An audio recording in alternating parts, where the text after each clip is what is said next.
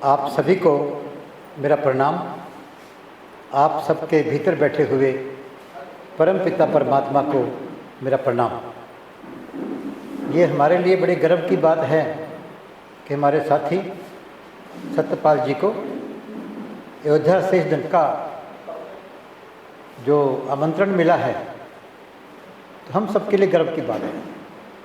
मैं पहले भी कई बार कहा करता हूँ कि सत्यपाल जी बहुत ही विद्वान, समझदार और जितने गुण एक इंसान में होने चाहिए ये इनके अंदर समाहित हैं, और उसके बाद भी विनम्र हैं।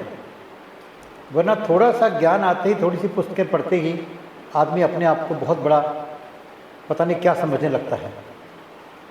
तो भगवान से प्रार्थना है कि इनके अंदर इतना ज्ञान होने के बावजूद भी जो अहंकार नहीं है वो कभी ना आए, और ये हमेशा समाज की सेवा में आगे बढ़कर कार्य करते रहें, और इनकी बहुत लंबी उम्र हो और हम सबको इनका मार्गदर्शन भी मिलता रहे।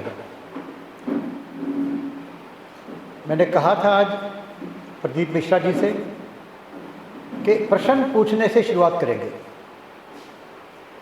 सीखने और सिखाने की सबसे जो बड़ी विद्या है, जो अच्छा ढंग है, वो प्रश्न पूछना और प्रश्नों का उत्तर पाना। आप विश्वास कीजिए, यदि प्रश्न पूछेंगे आप तो उत्तर कोई और दे ना दे, आपको ही आकाशवाणी से उत्तर उसका मिल जाएगा। प्रश्न पैदा तो करें। मैं हर बार कहा करता हूं कि प्रश्न कौन नहीं पूछता। दो ही तरह का व्यक्ति प्रश्न नहीं पूछेगा। एक वो जो सब कुछ जानता है, उसे प्रश्न पूछने की जरूरत नहीं है, वो सब कुछ जानता है। और दूसरा वो जो कुछ जानना चाहता नहीं, उसे भी प्रश्न नहीं पूछना। मैं नहीं जानता किसी को भी आप में से या जिनसे मिला हूं कि दोनों में से किसी स्थिति में व्यक्ति हो जो सब कुछ जानता हो, ऐसा भी कोई नहीं मिला मेरे को। और जो सीखना ना चाहता हो, ऐसा भी कोई व्यक्ति नहीं मिला। तो प्रश्न पूछिए, अपनी कॉपी में लिख लीजिए, डायरी के अंदर। कोई और उत्तर ना दे तो भी आपका अपना अंदर से जो भगवान की कृपा से आत्मा बैठी है, और लोग कहते हैं आकाशवाणी हुई संतों को, ऋषियों को, तो आपको भी आकाशवाणी के द्वारा। आकाशवाणी क्या होती है? अपने शरीर के अंदर आकाश तत्व भी है। तत्व जो कहते हैं पृथ्वी, जल, अग्नि, वायु, आकाश। और इंसान, मानव का जन्म जो है 84 लाख योनियों में सर्वश्रेष्ठ क्यों है कि मानव के अंदर आकाश तत्व बाकी सबसे ज़्यादा है। तो जब उस आकाश तत्व में आपके विचार आएंगे, वही आकाशवाणी है जिसके द्वारा प्रभु आपको उन प्रश्नों का उत्तर भी देना शुरू करेंगे। पहली बात तो मैं कल एक सम्मेलन में गया था कि हमें अपने आप के ऊपर गर्व करना आना चाहिए। अहंकार नहीं, गर्व। और हम गर्व कर सकते हैं कि मानव का जन्म मिला है हमारे को। कहते हैं कि 84 लाख योनियां हैं, और 84 लाख योनियों में सर्वोत्तम मानव का योनि है। तो हम मानव पैदा हुए, गोरे काले या कोई अंग किसी का दिव्यांग है कोई, उसके बावजूद मानव जन्म लेना ही अपने आप के अंदर गर्व की बात है। और फिर सत्संग में आना, प्रभु की चर्चा में आना, बैठना, ये पूरे सौभाग्य की बात है कि हम सबके ऊपर परमात्मा की कृपा बरस रही है। वरना परमात्मा की कृपा के बिना सत्संग में नहीं आ सकते। बुरी जगह के ऊपर, कोई काम वासना की जगह है, या कोई खेल कूद की जगह है, सिनेमा वगैरह है, अपने आप ही मन ले जाएगा। आपको प्रयास करने की जरूरत नहीं है, खींच लेगा आपको। और मैंने कई बार उदाहरण दिया है इसका कि आपको मान लो नींद बहुत आ रही है और कोई पिक्चर लगा लो अच्छी सी, आपकी नींद भाग जाएगी। और नींद नहीं आ रही है, सत्संग लगा लो, राम का नाम लेना शुरू करो, नींद आनी शुरू हो जाएगी। काल का देश है। काल का देश है और मन बलवान है। तो ऐसे काल के देश के अंदर और बलवान मन से लड़ते हुए हम राम नाम की चर्चा में आ पाते हैं, तो समझ लीजिए प्रभु की अपार कृपा हम सबके ऊपर है। इस बात पर भी हम सब गर्व कर सकते हैं कि श्री दिवालय संघ के द्वारा जुड़ना, राम नाम से जुड़ना, राम के काम से जुड़ना। श्री दिवालय संघ में जुड़ने का मतलब राम के नाम से जुड़ना और राम के नाम काम से जुड़ना। तो इससे बड़ी बात क्या हो सकती है। तो आज जो प्रश्न जो आए हैं इनमें कुछ शुरू करते हैं। जितनी भगवान ने मुझे बुद्धि दी है उस हिसाब से बात करेंगे, और अगर आपको किसी को उस प्रश्न से तुष्टि ना हो या कोई और बात कहना चाहता हो तो बाद में भी मेरे से मिलकर चर्चा कर सकते हैं। पहला प्रश्न किया है रवि पांडे जी ने। रवि पांडे जी कौन है? रवि पांडे जी ने, परमात्मा और आत्मा में क्या अंतर है, धर्म और अधर्म में क्या अंतर है। कहते हैं हम परमात्मा का अंश हैं, परमात्मा कण कण में विद्यमान है, अंतर कहाँ। सागर के और सागर की बूंद, इन दोनों का यदि एक्सरे किया जाए, केमिकल के द्वारा इनकी संरचना खोजी जाए तो एक जैसी मिलेगी। विज्ञान के हिसाब से सागर और सागर की बूंद में कोई अंतर नहीं है, लेकिन सागर में जहाज तैर सकता है, बूंद में नहीं तैर सकता। सागर में रत्न मिल सकते हैं आपको, सागर मंथन हुआ, रत्न मिले, रत्नों की खान है सागर आज भी। कितनी पक्षी जो हैं, पशु जो हैं, मछलियाँ, मगरमच्छ, और मछलियाँ जीवन पाती हैं अपना, ये सागर में संभव है, बूंद में संभव नहीं है। लेकिन बूंद में संभव कब है? जब बूंद सागर में मिल जाए। कोई बूंद सागर में मिल जाए तो आप उसको से अलग नहीं कर सकते, आप निकाल ही नहीं सकते कौन सी बूंद थी वो बूंद सागर बन गई। तो अंतर मिटाना हो तो आपको परमात्मा में समर्पण करना होगा, फिर आप में परमात्मा में कोई अंतर नहीं रहेगा। धर्म और अधर्म की बात पूछी उन्होंने, तो धर्म जानना क्या है। जैसे अंधकार की रोशनी की बात करें, अंधकार नाम की कोई चीज़ नहीं है। अंधकार के ऊपर किसी वैज्ञानिक ने कोई खोज नहीं की, खोज हुई रोशनी के ऊपर। जहाँ रोशनी है वो रोशनी, जहाँ रोशनी नहीं है वहाँ अंधकार। धर्म क्या है? बहुत लोगों ने बहुत तरह की इसकी परिभाषाएं दी हैं, पर जो भगवान ने हमारे को बताई, भगवान की कृपा से जो दिमाग में आई, वो ये है कि मानवता के कल्याण के लिए बनाए गए नियम ही धर्म है। पूरी मानवता का कल्याण, किसी व्यक्ति विशेष का नहीं, किसी स्थान विशेष का नहीं, किसी जाति विशेष का नहीं, पूरी मानवता का कल्याण। मानवता के अंदर जीव जंतु, पेड़ पौधे, सब कुछ आ जाता है।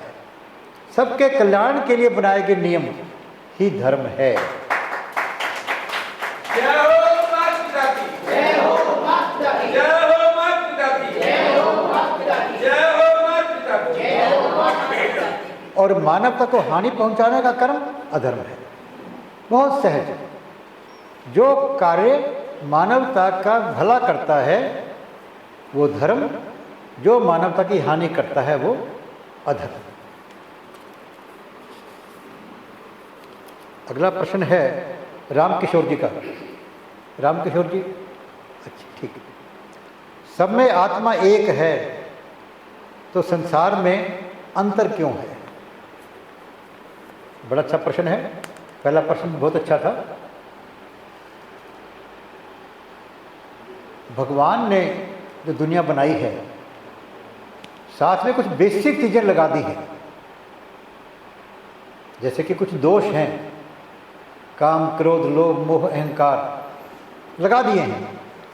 और दूसरी बात, एक इंसान के अंदर भगवान ने एक शक्ति दी है विशेष।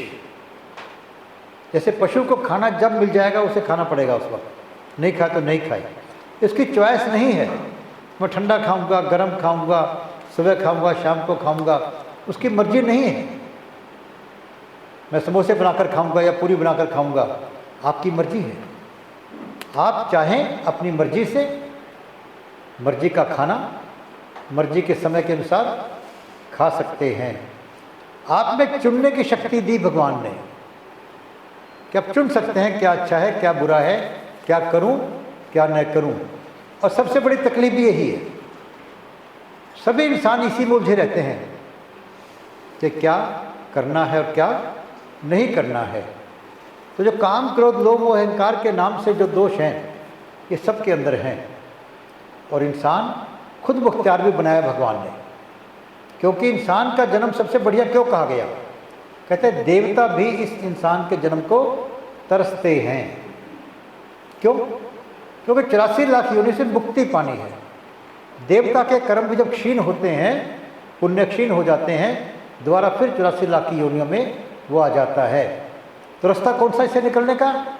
इंसान का जन्म, मानव का जन्म जो है दिया है कि तुम चाहो तो इसमें जो कर्म करने चाहिए वो कर्म करके मुक्ति पा सकते हो, परमात्मा की गोद में समा सकते हो, उस सागर की एक बूंद बनकर सागर बन सकते हो।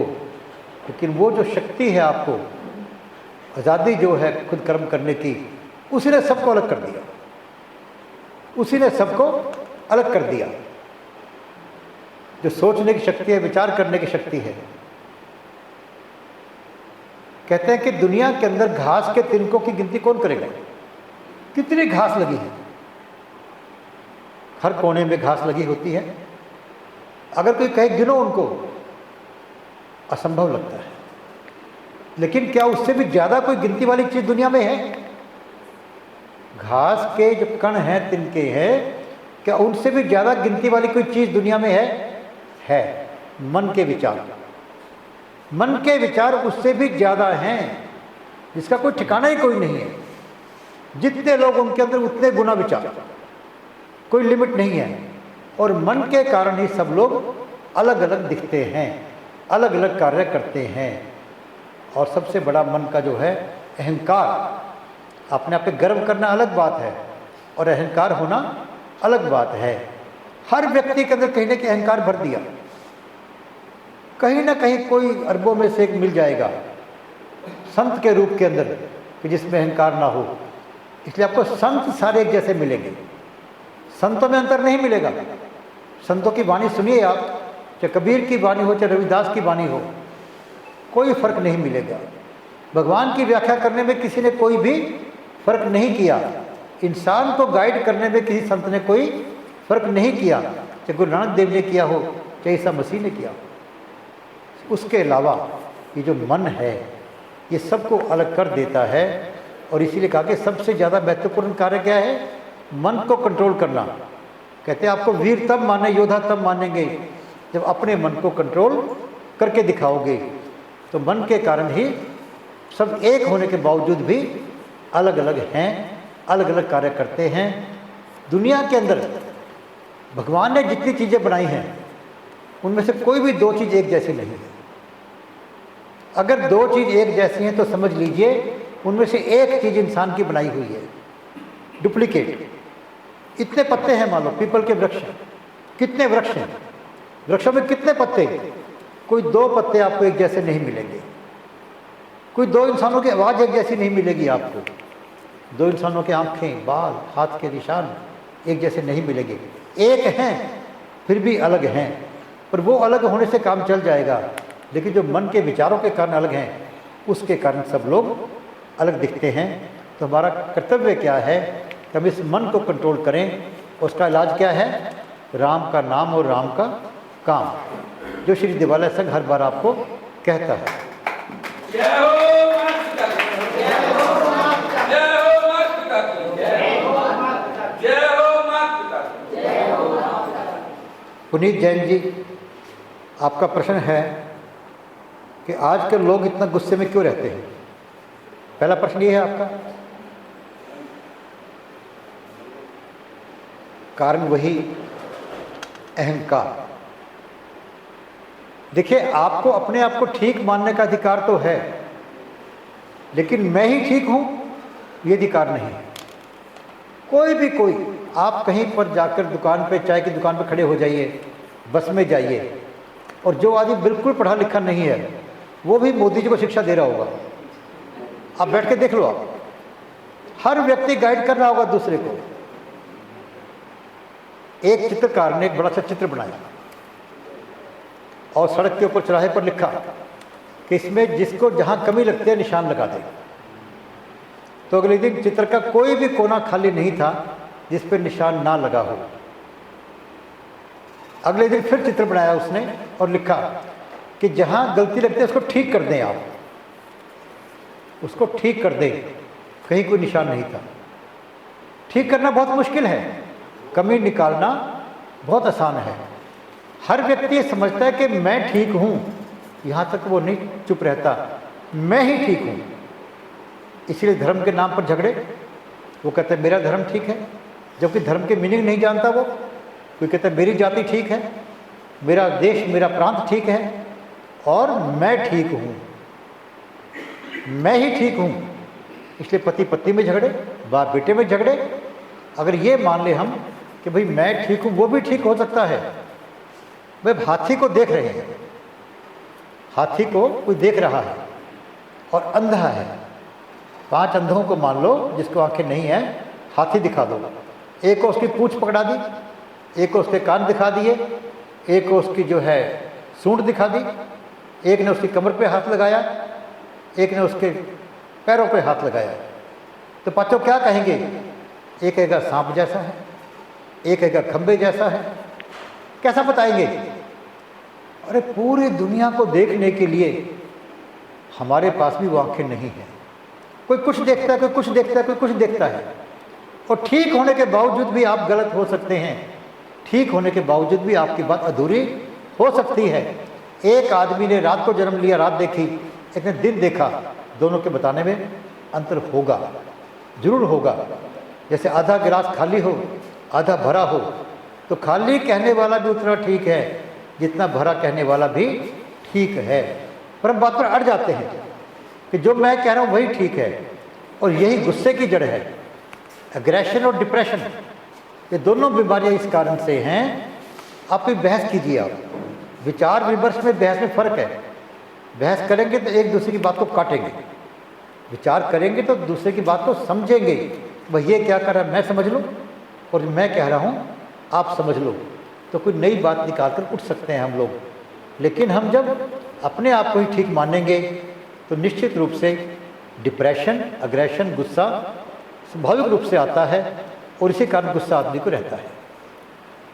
और कई बातें अन्य भी सीखने की हैं, जैसे कि रामायण में लिखा गया कि लाभ हानि जीवन मरण यश अपयश विधि। भगवान ने बताया ये भगवान के हाथ में है और हमारे को हमारी इच्छा के अनुसार कोई चीज़ नहीं मिलती तो हम क्रोध में आ जाते हैं या दुख में बैठ जाते हैं। दुनिया के अंदर मरने से बड़ा दुख कोई नहीं गिनते हैं, क्योंकि उसका कोई रिप्लेसमेंट नहीं है। पैसा आज निकल कमा लेंगे मान लो। भागवत पुराण पढ़िए आप, मरने को भी उत्सव बना लिया उन्होंने कि मरना आया है तो मैं राम के नाम की बात सुनूंगा, श्रवण करूंगा। श्री राम को वनवास होता है तो क्या कहते हैं? अरे वाह वाह, मुझे संतों के चरणों को स्पर्श करने का मौका मिलेगा, उनके साथ बैठ के सीखने का मौका मिलेगा। कहाँ उन्होंने ज्ञान ढूंढ लिया, कहाँ संपत्ति ढूंढ ली उन्होंने। और हम थोड़ी सी बात के ऊपर भी परेशान होकर बैठ जाते हैं, कारण वही अपना मन। अभी मुझे किसी ने मेरे को कहा कि पिछले दिनों आपकी तबीयत, क्या आप ठीक हैं? मैंने कहा मैं हमेशा ठीक हूँ। मेरा शरीर बीमार हो सकता है पर मैं बीमार नहीं हो सकता। जय हो माता पिता की, जय हो माता पिता की, जय हो माता पिता की, जय हो माता पिता की। आपसे पहले मैंने एक बार यहाँ करवाया था कि हम सब अपने सिर को छू सकते हैं, अपने पैरों को छू सकते हैं, अपनी छाती को छू सकते हैं, अपने आप को नहीं छू सकते। कोई छू सकता अपने आप को? नहीं छू सकते हम लोग। उस अपने आप को बीमार मत होने देना जिसका सब कुछ है। तो आपको क्रोध भी नहीं आएगा, डिप्रेशन भी नहीं आएगा। केवल मन को समझाना ही इसका इलाज है और प्रभु में विश्वास करना। जो प्रभु में विश्वास रखेगा तो उसको किसी भी स्थिति के अंदर ना डिप्रेशन आएगा और ना एग्रेशन आएगा। आपने कहा क्या विश्व युद्ध शुरू होने वाला है? भाई ये भविष्यवाणी तो कभी करनी नहीं चाहिए। हम क्या कर सकते हैं? कल को क्या हो सकता है, अगले पल में क्या हो सकता है, कोई नहीं जानता। इस दुनिया में कोई भी व्यक्ति कल को क्या होगा नहीं जानता। इसलिए मैं कहा करता हूं कि इम्तिहान में पास होना अच्छा है या फेल होना अच्छा है, कोई नहीं जानता। जीना अच्छा है कि मरना अच्छा है, कोई नहीं जानता। वो जानता है, क्योंकि आज जो हम कर रहे हैं कल उसका आने वाला निर्णय करेगा कि आज का कर्म अच्छा था या बुरा था। ये आज कोई भी डिसाइड नहीं कर सकता। बच्चा पैदा होता है, बहुत खुश होते हैं, और बड़ा के बच्चा माता पिता को मारना शुरू कर देता है क्या नहीं हुआ। फिर माता पिता कहते हैं, इसके लोग कहते हैं। हम क्या कर सकते हैं? अपने आप को तैयार रखना। मान लो कल को कोई कारण ऐसा हो जाए तो क्या तकलीफ हो सकती है? अपने आप को तैयार करना, और कोई बस की बात नहीं है।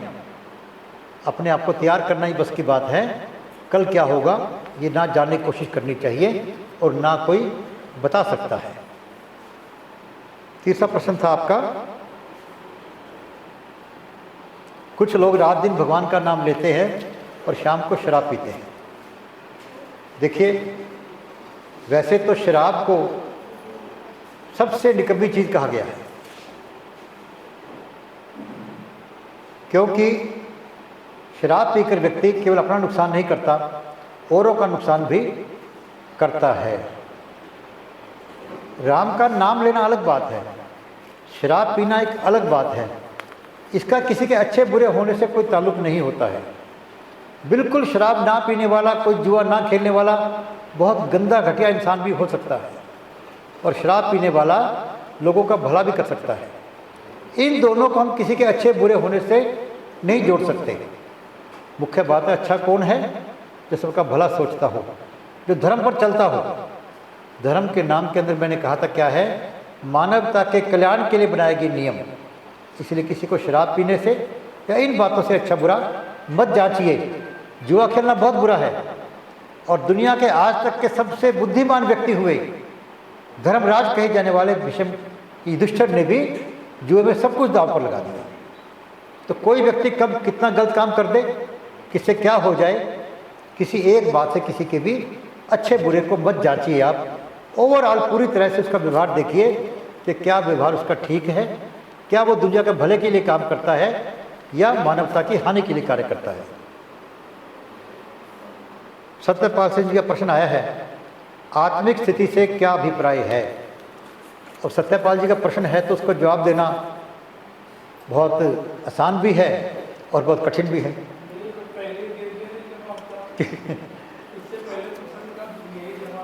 तो आत्मिक स्थिति की बात जो की मैंने, वही ये मानना कि हम एक आत्मा हैं, पहली शर्त है। हम मानते ही नहीं अपने आप को आत्मा है। हम लोग, हम इस बात को भूल जाते हैं परमात्मा के अंश हैं। बताइए, जो आदमी समझेगा अपने आप को मैं आत्मा हूं, और परमात्मा क्या है? परम आत्मा, आत्मा के भीतर बैठे हुए परमात्मा, उससे भी सूक्ष्म। क्या आप गलत कर पाओगे? नहीं कर पाओगे आप। किसी का बुरा सोच भी नहीं पाओगे आप। जब जब हम समझेंगे कि मैं एक आत्मा हूं और ये मेरा ऊपर का आवरण है, आप कहीं भी सोच नहीं पाओगे, ना दुखी होगे और ना आप किसी को दुखी कभी कर पाओगे, क्योंकि आत्मा है आप। दंड देना दुखी करना नहीं है। परमात्मा ने भी जन्म लेकर राक्षसी वृत्ति वालों की समाप्ति की। जज का फांसी देना कर्तव्य है, अधिकार नहीं है। आत्मा मानकर भी आप किसी को ठीक करने के लिए, जैसे डॉक्टर कैंसर के लिए अंग काट देते हैं, आपको दंड भी देना पड़ सकता है किसी को, लेकिन जब आत्मा मानेंगे आप तो दंड भी उसके सुधार के लिए देंगे। दंड भी देंगे आप तो उसके भले के लिए देंगे। सोच में अल्टीमेटली उसका भला करना है। हम आज से सत्यपाल जी के इस प्रश्न को लेकर रखें, क्या वाकई हम आत्मा हैं या नहीं हैं, परमात्मा के अंश हैं या नहीं हैं, और वही बूंद के और सागर की बात कि भाई मैं आत्मा तो हूँ, पर मेरे में समुद्र में जहाज नहीं तैर सकते, मुझे अपनी लिमिटेशन का पता है। इस कारण से मैं ये नहीं कि मैं परमात्मा का अंश नहीं हूँ, अपनी सीमाएं जाननी चाहिए। और आत्मस्थिति तभी हो पाएंगे जब हम ये जानेंगे कि मैं आत्मा का एक स्वरूप हूँ। आत्मा क्या है? चेतना है।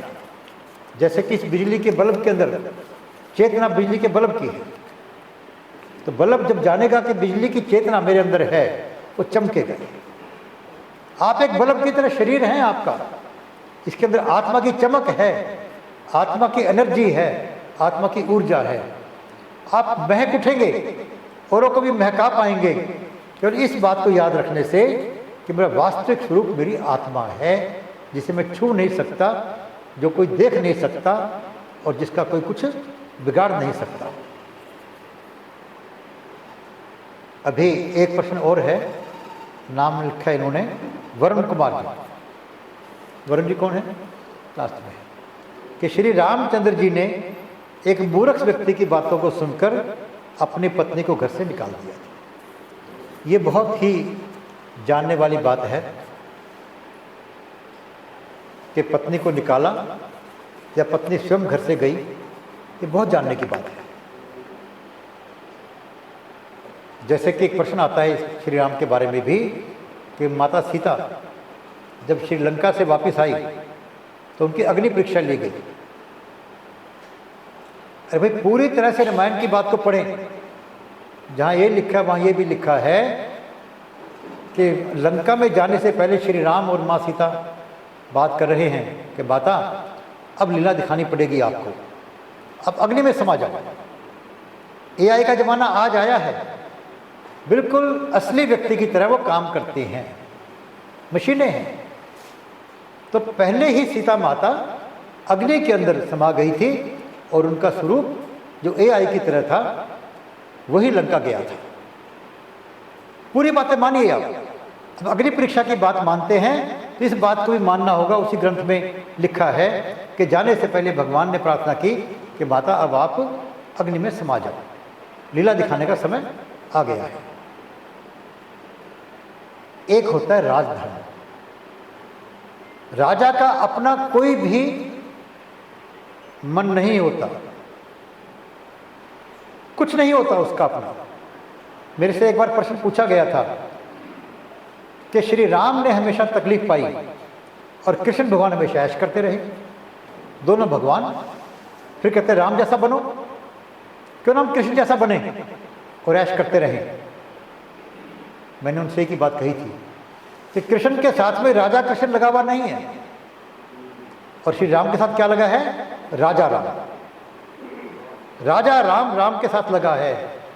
यदि राजा बनना है आपको तो वनवास भी सहना पड़ेगा, और कल को प्रजा के कल्याण के लिए, प्रजा का कल्याण, प्रजा का कल्याण किस में है?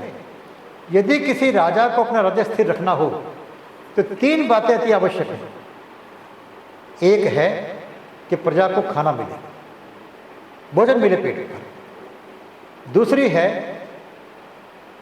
कि प्रजा की रक्षा के लिए, अंदर के बदमाशों से रक्षा के लिए पुलिस और बाहर के बदमाशों से रक्षा के लिए मजबूत सेना होनी चाहिए, सुरक्षित रह सके लोग, डर ना हो उनको किसी चोर डाकू का। और तीसरी, राजा का चरित्र ऐसा हो कि प्रजा का विश्वास बना रहे। अभी पिछले दिनों कुछ लोगों ने कोशिश की कि अन्य देशों की तरह अपने देश के अंदर भी जो नई जो युवा पीढ़ी है वो विद्रोह कर दे। मैंने कहा जब तक हमारे राजा के चरित्र में कमी नहीं आती यहाँ विद्रोह नहीं होगा। विद्रोह होता है राजा के चरित्र में कमी आने से। तो श्री राम राजा थे, उनके चरित्र पर कोई उंगली उठाए, कोई उनके परिवार के चरित्र पर कोई उंगली उठाए, ये आज भी संभव नहीं है, नहीं होना चाहिए, और कल भी नहीं था। तो जो पूरी बात समझते हैं, मैंने पूरा अध्ययन किया, जब ग्रंथों को पढ़ा तो क्या पाया? सीता माता भी अपने दासियों के द्वारा प्रजा के हाल जाना करती। पहले रानी भी पूरे हिस्सा लिया करती राजकाज के अंदर, और श्री राम भी जाना करते। श्री राम ने ये बात सुनकर कोई एक्शन नहीं लिया, पर दासियों के द्वारा सीता माता को पता लगा कि ऐसे ऐसे समाज के अंदर कानाफूसी हो रही है। अब बेवकूफ़ को समझाना हर के बस की बात नहीं होती है, पर सीता माता ने कहा कि मेरा फर्ज बनता है अब कि मैं राजा के ऊपर आंच ना आने दूं, प्रजा के अंदर राजा के प्रति हल्का सा भी अविश्वास पैदा ना होने दूं। और श्री राम को उसने कंपेल कर दिया कि मुझे बनवास अब भेज दो, मैं जाऊंगी। आप देखिए, घर में पति पत्नी भी कई बार परिवार के कल्याण के लिए बहुत त्याग करते हैं। कोई कहता है कि कोई दुख पाना चाहता है, नहीं पाना चाहता, लेकिन भारत की बेटी मां बनने का सुख और दुख दोनों चाहती हैं। मां बनने से ज्यादा कष्ट दुनिया में कोई नहीं होता है। पूरी दुनिया के अंदर कोई हार्ट अटैक का दर्द, कोई किसी चीज का दर्द, लेकिन मां जब बच्चा पैदा करती है, जो कष्ट उसे भोगना पड़ता है, उससे ज्यादा कष्ट दुनिया में कोई नहीं है। और भारतीय नारी तरसती है उस कष्ट को पाने को। क्यों? समाज के कल्याण के लिए, परिवार के कल्याण के लिए। तो भारतीय नारी का त्याग था ये, जो सीता माता वनवास में गई। ये श्री राम का हुक्म नहीं था, श्री राम को मजबूर कर दिया गया था सीता माता के द्वारा कि आप राजधर्म के लिए और धर्म के अनुसार के लिए प्रजा में विश्वास बना रहना चाहिए। तो मुझे कोई फर्क नहीं पड़ता मैं यहाँ रहूँ या वहाँ रहूँ। तो श्री राम जब वनवास में गए तो क्या फर्क पड़ा? वो तो वनवास के आदी थे। वो तो सीता माता क्या फर्क पड़ा? वनवास की आदी थी वो तो। लेकिन आदमी खुश होता है, चमक होता है अपने चरित्र से। चरित्र आदमी का ऊंचा होता है तो चेहरे पर चमक होती है। चरित्र अच्छा होता है तो आदमी खुश रहता है, आनंद में रहता है। दुनिया की जितनी वस्तुएं हैं हमें सुख देने की कोशिश कर सकती हैं। अच्छा गद्दा हमें अच्छी नींद देने की कोशिश कर सकता है, पर अच्छी नींद नहीं दे सकता। अच्छी नींद किसको आएगी? जिसके चरित्र में जान हो। वो कहीं भी सो जाएगा, कांटों पे सो जाएगा वो। तो इसलिए इस किंवदंती को दूर कीजिए। श्री राम ने वनवास नहीं दिया, बल्कि सीता माता ने राजधर्म को निभाने के लिए और प्रजा में राजा का विश्वास बना रहे, स्वयं श्री राम को कंपेल किया कि मेरे को वनवास में जाना उचित है। और दूसरी बात और थी एक, उन्होंने कहा कि जो बच्चे पैदा होने वाले हैं, ऋषियों के संगत में जाकर वो और विद्वान बनेंगे, उनको ज्ञान और ज़्यादा मिलेगा। तो इस प्रकार से सीता माता ने बहुत सारे तर्क देकर वनवास में स्वयं जाना स्वीकार किया। श्री राम ने ऐसा कोई काम भी नहीं किया था, जितना मैं जानता हूँ, जितनी मेरी बुद्धि कहती है। है जी, कृष्ण जी बहुत दुख पाए, लेकिन जो चर्चा स्वाभाविक बात कर रहा हूँ, कृष्ण भगवान तो बचपन से दुख पाते रहे भाई। लेकिन वो जब कहा, उन्होंने कर्ण से बात हुई कि कर्ण कहने लगा कि भगवान मैंने क्या तक गलत काम किया था कि शुरू से ही माता ने मेरे को दूर फेंक दिया, फिर मेरा ऐसे अन्याय हुआ, मेरा अपमान हुआ। कृष्ण ने कहा मैंने किसका क्या बिगाड़ा था भाई? जन्म से जेल में पैदा हुआ, बाद में माता पिता को छोड़ना पड़ गया शुरू के अंदर, फिर सखे सखे को छोड़ना पड़ गया, राधा को छोड़ना पड़ गया, पालने वाली माँ को छोड़ना पड़ गया, फिर जाके वृंदावन को द्वारका में जाके बसना पड़ गया, आक्रमण होते रहे। मैंने किसका बुरा किया? लेकिन आम तौर पे जो हमारा एहसास होता है कि कृष्ण भगवान ऐश करते रहे और श्री राम दुख पाते रहे, इसलिए मैंने बात कही थी आपसे। तो आपके अच्छा लगा आपके प्रश्नों को सुनकर, और मुझे भी बहुत सीखने का मिला।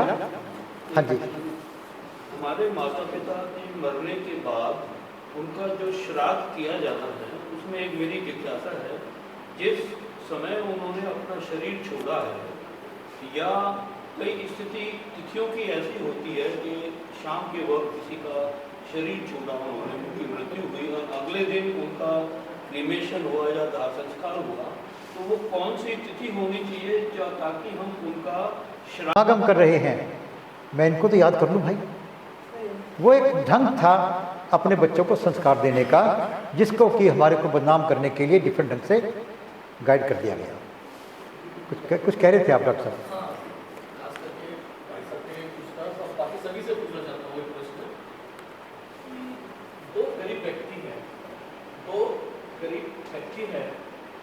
और भगवान को कौन ज़्यादा प्यारा है? एक व्यक्ति काम करता है, 10 रुपये का फूल माला खरीदता है और भगवान को चढ़ाता है।